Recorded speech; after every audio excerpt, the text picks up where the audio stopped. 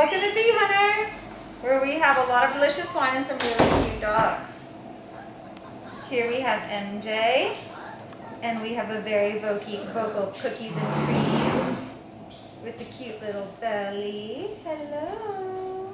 Oh, hello. And then we have Gordito, so big he's about to fall off the table. Here's our Gordo.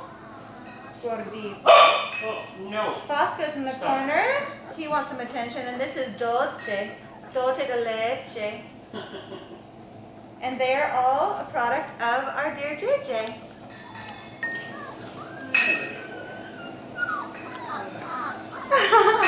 Okay.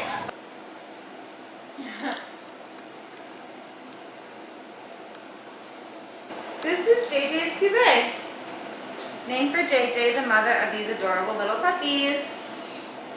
2017 is currently on sale, and we have a perfectly aged red blend coming out with 2014 vintage.